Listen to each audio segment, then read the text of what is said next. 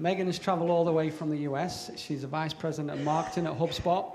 Super grateful to come over today. We know when we reached out, we didn't think she'd say yes. We know how busy you are. So first of all, thank you for that. Thanks for making the trip.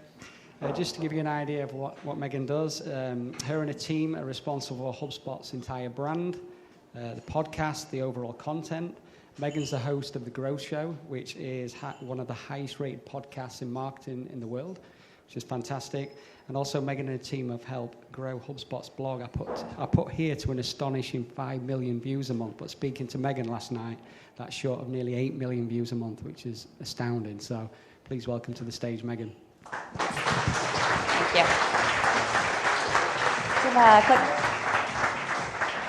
Awesome. Perfect. Hey, everybody.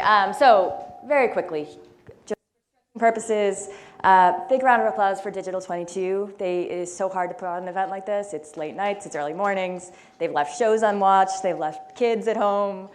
Big round of applause real quick for them.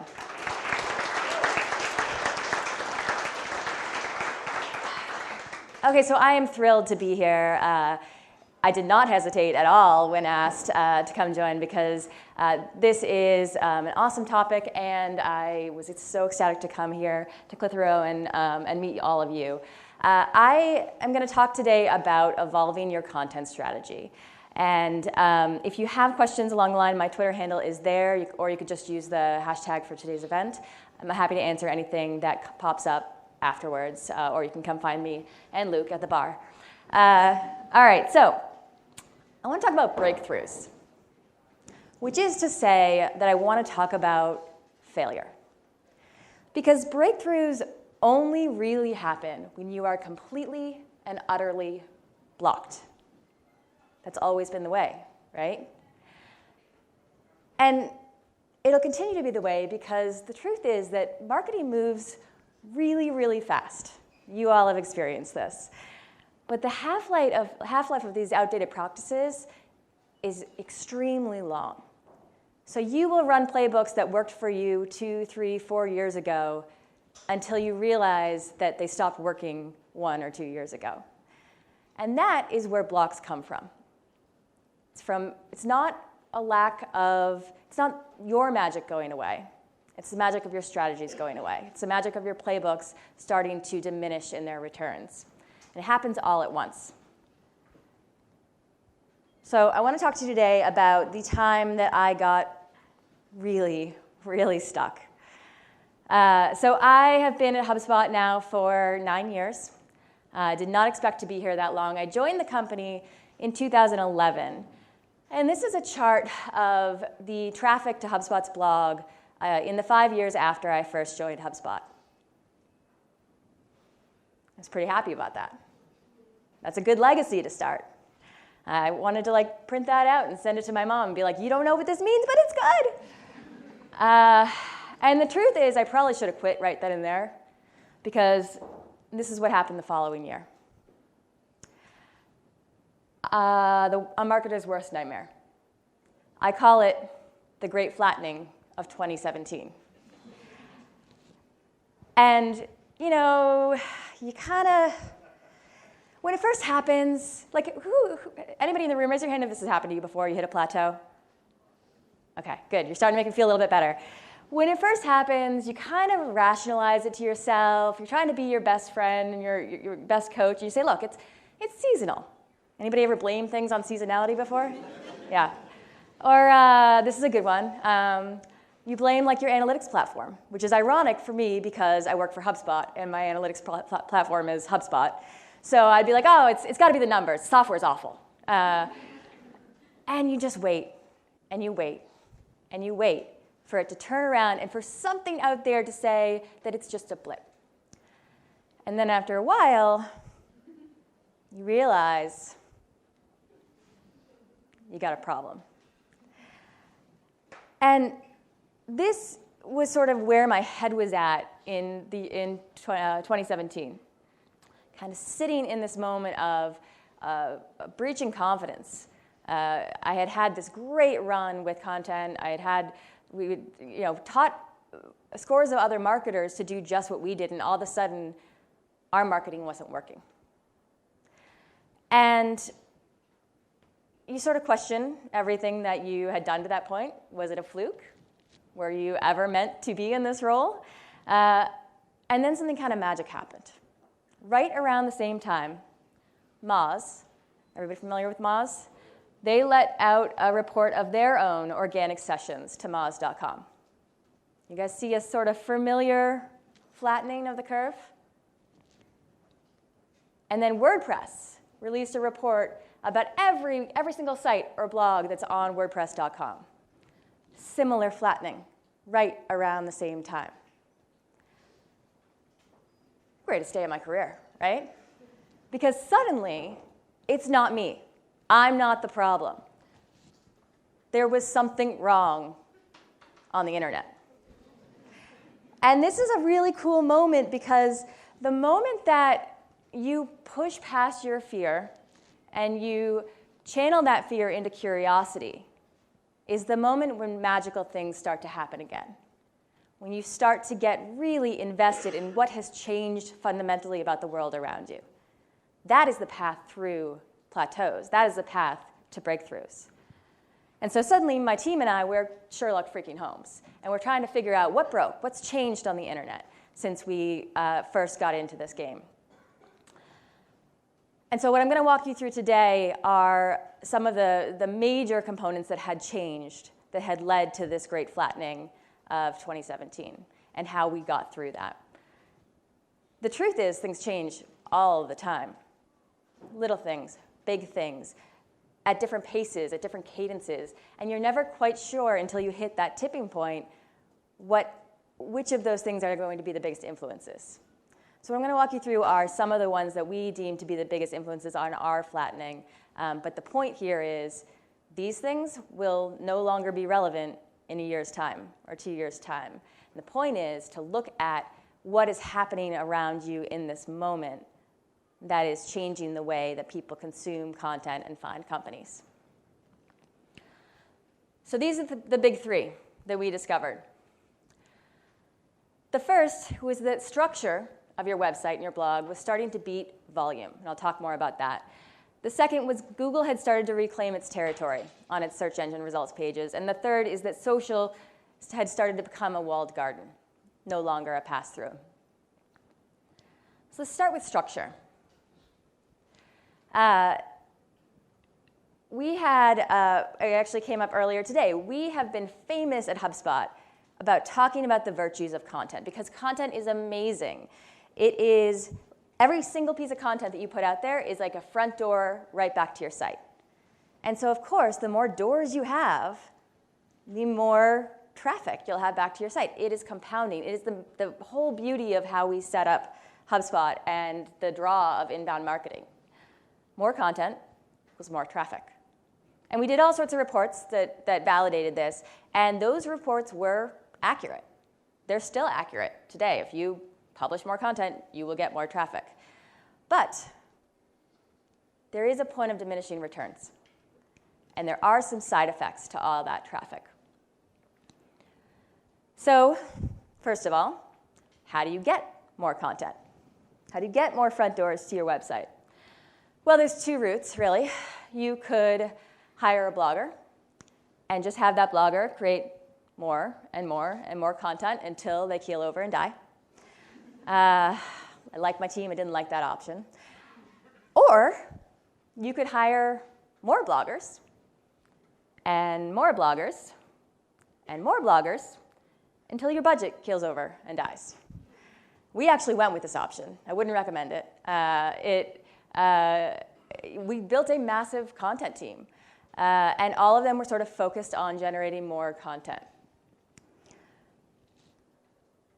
But the truth is that even though more content equals more traffic, yes, it still does, more content can also equal more problems.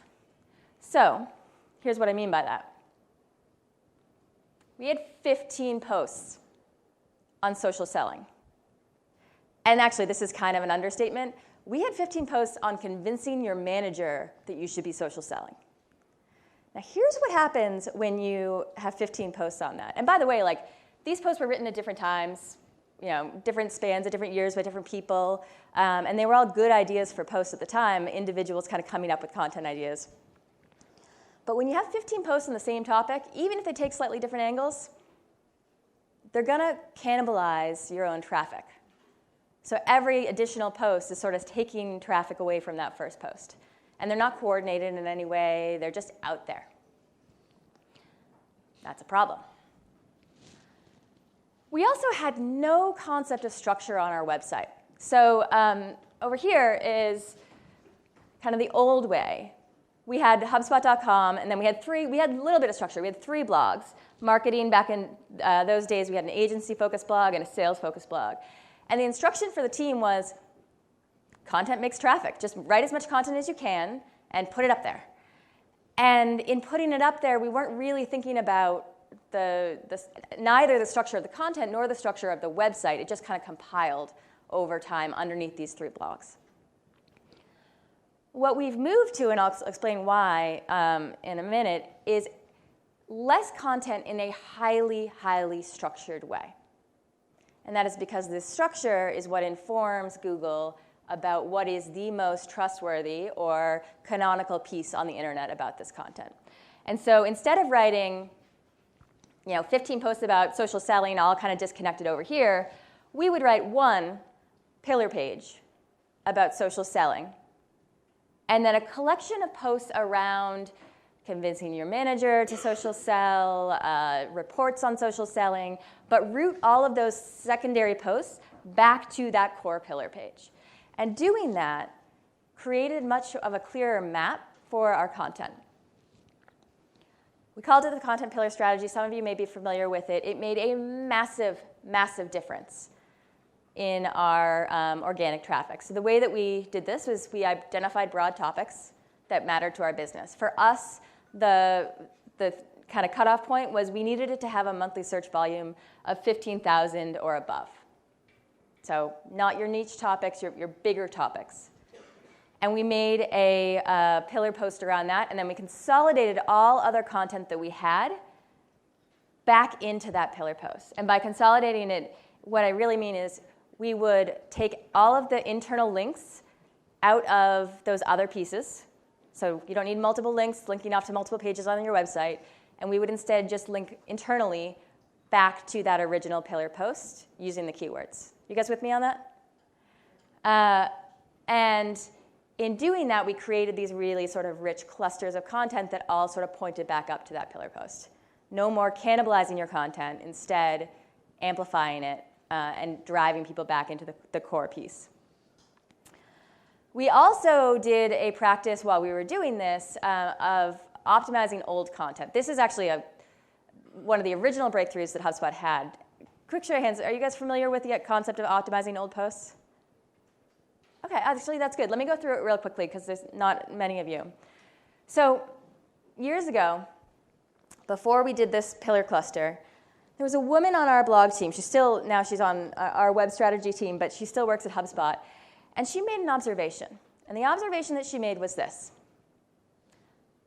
Hey, not for nothing, but has anybody ever noticed when you look at our analytics that 92% of our leads and 75% of our traffic in a given month are from posts published prior to that month? That's important. That's important for 2 reasons. 1, it shows the compounding nature of content. Great. 2, if this is true, then why the heck were all of our content creators focused on new content? Every blogger we had, their primary job was write a new blog post. Nobody was looking at the old content that was delivering 75% of our traffic. That's a miss. And so what we did back in the day was we actually rerouted some of our bloggers. So we had built this big blogging team, and for some of those bloggers, instead of saying, hey, your job is publish or perish every single day, we changed their priority and we said, your job is actually not to publish.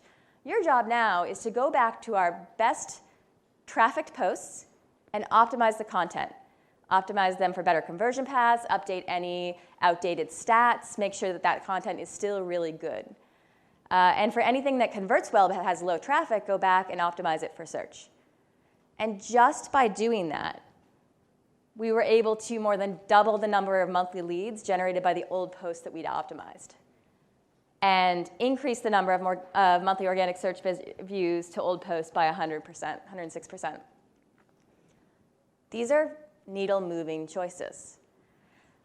And doing so allowed us the freedom to not be so focused on like churning out content, allowed us to get more value out of the content that we had. So instead of more content, more problems, we had more views with less content. You guys with me on that? Okay, I'm just going to check on time real quick because I have a horrible internal clock. Okay, doing good. So that was shift number one. Stop churning out tons and tons of content for the sake of it and start thinking about the structure of that content, both in terms of the structure of the site, but also in terms of the structure of the content within the posts. Now, here's the deal. For us, we had been a publication for 10 years. It was a major feat for us. We had to go back and really restructure our entire site. Many of you have much less content than we do, and it's going to be a much easier process to think about that structure. And there's some handy tools at HubSpot's site to map this out and to help you kind of get started on it. So the next major shift in the way that people consumed content that had sort of led to our plateau and shaken our confidence. A few years ago, Google, which was really the bread and butter of all of our business, started to reclaim the territory on its search engine results page. Very, very scary for a content marketer. So here's what a typical search result used to look like. You have your number one organic result right up top. Oh, what do you know? It's HubSpot. Then you've got the ads down the side. That was great. That was lovely. Ads had their place. Organic content had their place. Everybody was happy, except for Google, because Google wanted to make a little bit more money. And so actually, that's not entirely fair. Google also wanted to optimize for mobile. And so what Google did a couple of years ago was it moved the ads to the center pane. Much more friendly for mobile, but also pay to play. So now, even if you ranked number one, you're below the fold. You can't even see the number one search result on this because of all the ads. Bad on desktop, even worse on mobile. That was scary. Then Google rolled out snippets. Everybody familiar with snippets? Been out for a few years now. So snippets are basically your quick answer box. It's the ability for you to get an answer without having to click through to the site.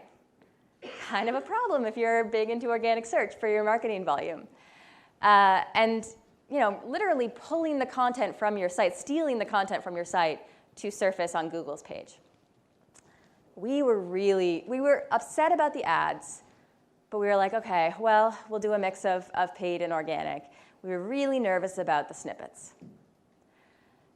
And so we decided to channel those fears and get curious. And turns out we were wrong to be nervous. So we conducted an experiment, just more examples of different types of snippets. We conducted an experiment that I like to call Capture the Snippet, where we tried to just lean into the change. We decided, look, let's just see what happens if we get into a snippet and if there's a decrease in people clicking through to our site or not, or how big that decrease is. And so we looked at some of the content that had been the most bruised by the snippet movement. So these are actual examples of posts. The first one over here, how to make a chart or graph in Excel. In 2016, 78,000 visits to this one post. In 2017, 48,000. Is your heart palpitating? Because mine was. Best job interview questions, 49,000 in 2016, 32,000 in 2017. Instagram hacks, 76,000 visits a month to that one post in 2016. In 2017, the following year, 57,000. And in each of those cases, it was because another company had gotten into the snippet. Maybe accidentally, maybe on purpose, but the snippet was taking all the traffic. So we figured, okay, well, we can kind of unpack this. We can figure out how to get in there, and maybe it'll still lead to a decline, but we'll see. So the way that we figured out how to get into the snippets, not that complicated. It's kind of common sense, but you have to be intentional about it. So we used at the time SEMrush, free tool that was mentioned earlier today, to identify keywords that had a featured snippet. Now a lot of them do, so you don't have to worry about it. There usually is one. And then we restructured the post itself to more directly answer the question, the most common question that brought up the snippet. We kept the answers really short, so it doesn't get cut off. Less than 50 words, or a list less than 7 bullets, and we included the search term where possible. And then we went through and actually made sure that our content code was clean. So we flipped to the code view and just said, like, hey, do we have any random spans in there? We learned through a weird experiment that snippets, at least for us at the time, favored LI-style lists as opposed to OL or any other format. And we made really clear choices around, like, what's our H1, what's our H2. So we did this on the same post that we had gotten just dunked on so badly prior to. And then we waited.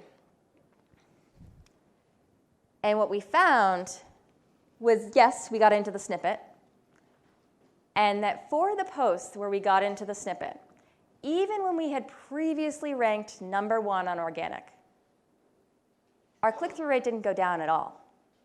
In fact, our click-through rate for those high-volume keywords increased by more than 114%. That's a meaningful difference. That's flying in the face of our fear. And what we realized is that these snippets, the behavior behind them, is much more akin to a free trial than to getting your answer completely satiated. There was more trust in your article if it were in the snippet, because people got a sense for the quality of the content right there, and then they click through to read further. And this has held true for us. Snippets actually help our click-through rate. And so now it's a big part of our practice to make sure that we are building modules and content so that they're well-conditioned for snippets. Okay, final shift in the way that content had been consumed. Social kind of closed everybody out. Used to be this great pass-through channel. I mean, I was around for the dawning of the social media era. I actually, like, one of the coolest things in my life is that I get to tell my kids, and hopefully their grandkids down the line, that, like, I was here when the internet was born. How many of you in the room can do that? Not everybody can do that anymore. I imagine most people in the room can say that, but, like, I remember the first day of the internet, and that was really cool. I also remember the first day of social, and social was this amazing channel that opened up a ton of doors for marketers, because the whole motion was you publish something on your site, and you promote it out through Facebook and Twitter and LinkedIn and any social network that you had. And the click-through rates were great. It was a top referrer for us for a number of years. And then, right around 2017, what a horrible year, referrals from social started to take a nosedive. This is numbers from Slate that they shared. Buffer is another social media tech company, and they have always been really transparent in, like, the most wonderful way, and they came out with this post around the same time that said, hey, FYI, we're a social media company, and we've lost nearly half of our social referral traffic in the last 12 months. Talk about heart palpitation, like, that's scary. And so again, you got to figure out what's going on here. So what was going on is that, before I move on to that these social channels were trying to keep more of the content and engagement right on site. Instagram rolled out and was huge. No way to link from Instagram back to your site. You could try to do the link in bio thing, but it doesn't really work. And Facebook was pulling in instant articles, trying to optimize more for the experience within the platform. Less and less click-throughs off. So suddenly, not a conversion channel anymore. But that's actually okay. Because you know what's more powerful than content leads that come through a social channel? Interestingly enough, word of mouth. Engagement, brand is a pretty powerful thing.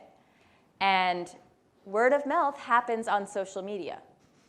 Now, it may not be as direct of a connection that you can measure right off the bat. It may be a longer game. But those brands that build engagement on social media have value in that. And so we made a shift where we decided, like, okay, look, we're going to kind of give up on it as a conversion channel. And instead, we're going to change it to a brand channel. And we're going to try to just build the audience on site as a way of getting more and more people into the very top of the funnel awareness level for us. And what we found is that, the best way to do that was through having a strong point of view. Point of view content, not how-to content, but actual like manifestos, drawing a line in the sand, really opinionated stuff tends to fuel word of mouth more than any other kind of content. So we actually split our content team in half. We said, okay, this collection of people, you're going to write how-to content that's designed for search, and you guys are going to go write on the blog. This collection of content people, you guys aren't going to worry about SEO. You're not going to worry about the how-to. You're just going to write influence content, stuff that is engaging, stuff that is opinionated, stuff that will change the way that people think about this space or industry. And that is going to be designed for social. And we actually took two very different content strategies for each of those channels because they were different algorithms. So we released the customer code, which was really a promise for how a customer should be expected to be treated by us and by any company. Rolled it out on LinkedIn through SlideShare. Today, 1.3 million views. And that was about a year after launch.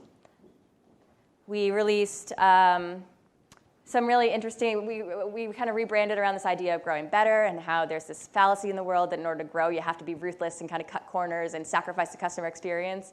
And we were trying to offer up a better view of growth.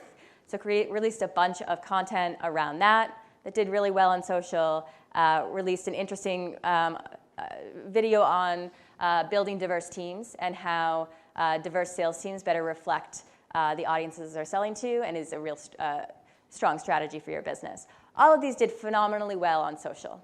Didn't rank for anything, but did phenomenally well on social in terms of engagement. So that was one shift that we made. The other thing that we did is we found that there is some compounding nature to some of this like point of view content. So this is a look at the Growth Show and the podcast that I host. And if you look, the interesting thing I'll say here is this is a point of view show. It's an editorial show. It's not going to rank on search. You can have podcasts that do rank on search, and I'm happy to talk about that afterwards. But it's mainly about editorial. And so green here is all the views that we get in the news season. But the point is here that if you strike a chord with someone, they will go back and listen to your back catalog. And that will create more views over time, or more listens over time. And the final thing we did on social was we said, look, okay, we know it's not a pass-through channel anymore, but if the garden is walled, maybe we can sneak conversions on to those platforms. And so on Facebook in particular, we ran a bunch of experiments around using Messenger to convert. So we had a setup that we laid out where we would try to move people from commenting on a post to engaging on Messenger on Facebook.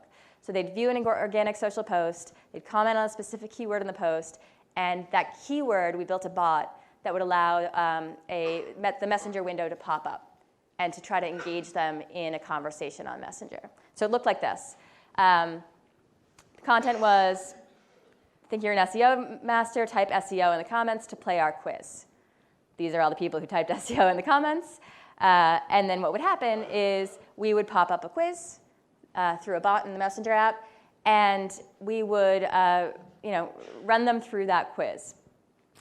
And in doing so, we actually had a strong completion rate of that quiz. At the very end of that quiz, we would say, hey, way to go, Connor. You got 5 right. Here's a link to an ebook that can help you level up even further.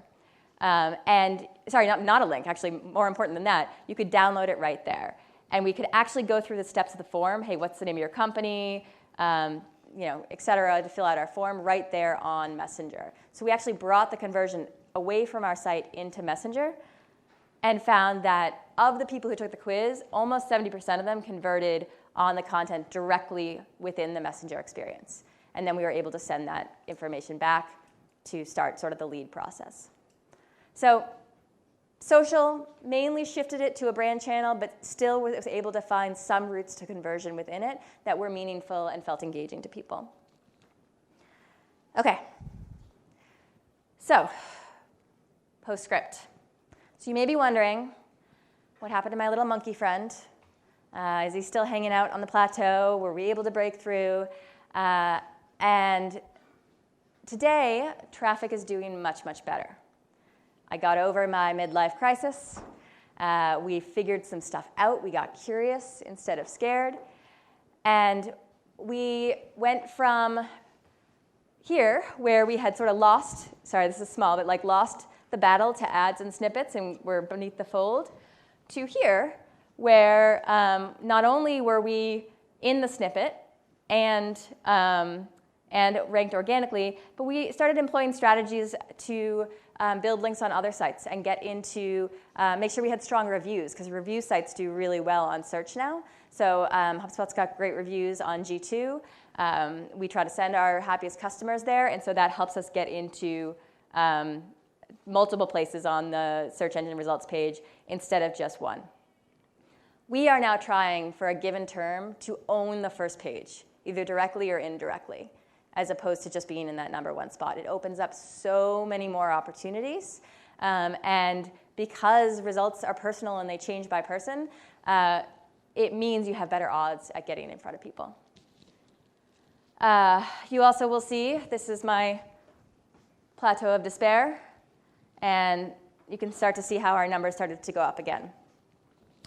So today, HubSpot actually gets more daily readers than Adweek, The Next Web, Ad Age, and The Drum. And we're inching up on Fast Company and Entrepreneur, so some of these bigger publications. And a lot of that has to do with the changes that we made when we got stuck. So there you have it.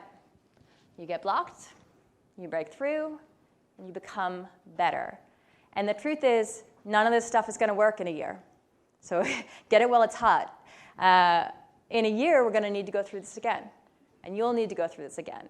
But once you develop that muscle of always being aware of what's changing and changing right along with it, you get better. So thank you very much for your time. This is my dog, Otto. He just mandates that he's in every presentation, and I couldn't fit him in earlier. You can reach out to me at Meg H. Keaney. The podcast is The Growth Show if you want to hear it, and I will see you at the bar. Thank you.